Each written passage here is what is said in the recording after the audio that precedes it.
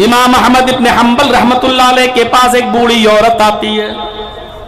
इमाम अहमद इब्न हंबल रहमतुल्लाह अलैह के पास एक बूढ़ी औरत आती है। बूढ़ी लाठी टेकती हुई, कमर झुकी हुई और आती है और एक मसला पूछती है, और नौजवानों सुनो, आओ, मैं जानता हूं कि 4:20 हो चुका है, आपका सब्र का बांध टूट चुका है, और हकीकत यह है कि इतनी रात तक कोई सब्र के साथ नहीं बैठ सकता है।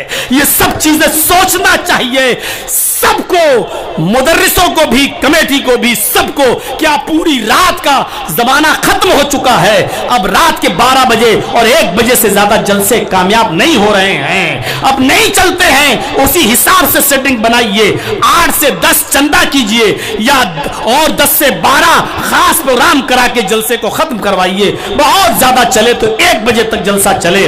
देख लीजिए कल का जलसा, नहीं लास्ट में हुआ, इंतजार किए लोग, लेकिन उधर भी हमें 1 बजे टाइम मिल गया था मेरे भाइयों, और 3:15 बजे, 1:30 बजे टाइम मिला और 3:15 बजे तक जलसा चला।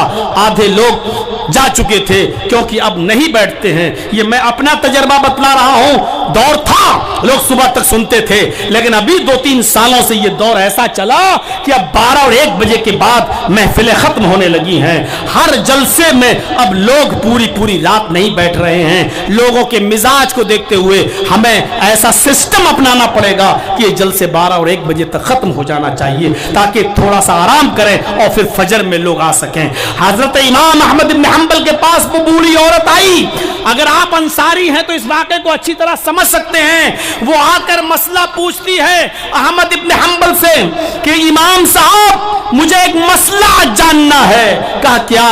कि मैं चरखा चलाती हूं, मैं सूत काटती हूं, चांदनी रोशनी होती है चांद की, तो मैं चिराग नहीं जलाती हूं, मैं चांद की रोशनी में सूत काटती हूं रात में।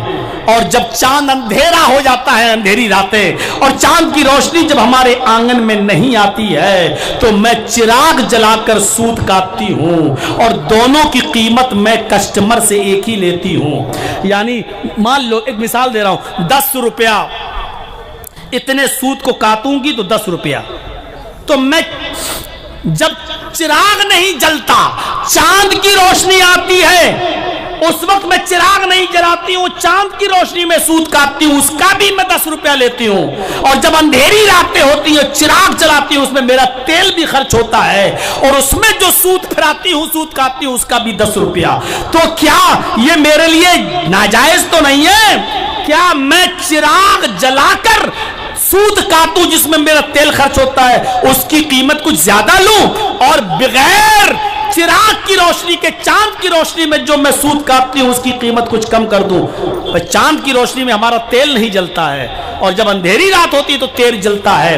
तो क्या दोनों की कीमत एक लूं या अलग अलग? इमाम अहमद इब्न हंबल फरमाते हैं, माँ, बेहतर यही है कि तुम दोनों कीमतों में फर्क करो, इसलिए कि चिराग जब जलाती हो तो तुम्हारा तेल भी जलता है, उसमें तुम्हारे पैसे भी खर्च होते हैं, प्रॉफिट कम होती है, और जब चांद की रोशनी होती है तो उसमें तुम्हारा चिराग नहीं जलता। जब दोनों की कीमत एक ही लेती हो तो ये सही नहीं है, ये जायज नहीं है तुम्हारे लिए। माँ, दोनों की कीमतों में फर्क करो। चांद की रोशनी में जो सूत तुम काटो, जो सूत तुम फिराओ, तो उसकी कीमत कुछ कम लिया करो, और जो सूत चिराग की रोशनी में चिराग जलाकर जब तुम काटो तो उसकी कीमत कुछ ज्यादा लिया करो।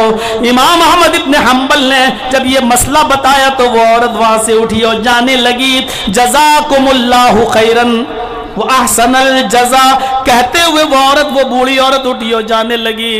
अहमद इब्न हंबल रहमतुल्लाह अलैह रोते हैं और लोगों से पूछते हैं, आज तक ऐसी बूढ़ी और कब्र में पैर लटके हैं और लाठी लेकर चलने वाली औरत भी हमारे समाज में इतनी तकवे वाली है, अल्लाह से इतने डरने वाली है कि वो ये पूछने आई है कि चिराग की रोशनी में सूत काटूं तो उसकी कीमत कुछ ज्यादा लूं या कम, और चांद की रोशनी में जब सूत काटूं तो उसकी कीमत बराबर लूं या ऊंची नीची। आज भी ऐसी औरतें जिंदा हैं, ऐसी बूढ़ी औरतें। अरे ये कौन औरत है? किसी ने बताया ये काजी बशीर साहब की बहन है, ये आरिफ बिल्लाह, नेक इंसान काजी जो इस इलाके के काजी रह चुके हैं, जज रह चुके हैं, जिन्होंने फैसले सुनाए, उनकी बहन एक जज की बहन है, लेकिन सूद काट कर अपना गुजर बसर चला रही है, और बुढ़ापे में 85-90 साल की उम्र में भी वो सूद काट रही है। तो मसला पूछती है,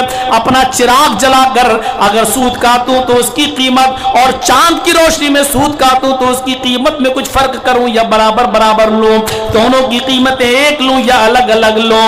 ऐसी नेक औरतें आज भी जिंदा हैं। अहमद इब्न हंबल आशश करने लगे कि ऐसी बूढ़ी औरतें आज भी जिंदा हैं।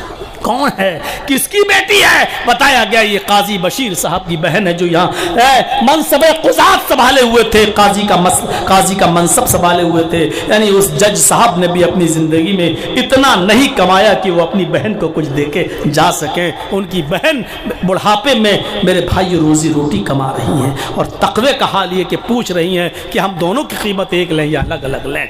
ये तकवे की जिंदगी है मेरे भाइयों।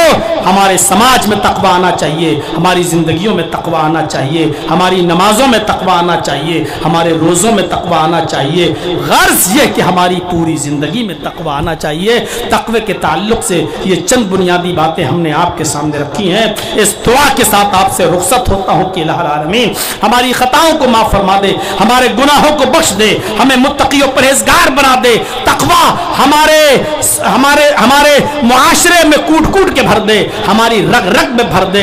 इलाहुल आलमीन हमें अपनी जात से डरने वाला बना दे, खौफ खुदा हमारे दिलों में पैदा फरमा दे। इलाहुल आलमीन जब तक तू हमें जिंदा रख, इस्लाम पे जिंदा रखना, और जब हमारा खात्मा हो तो ईमान पर हमारा खात्मा फरमाना। वमा अलैना इल्लल बलागुल मुबीन व आखिरु दअवाना अनिल हम्दुलिल्लाहि रब्बिल आलमीन। अस्सलामु अलैकुम व रहमतुल्लाहि व बरकातुहू।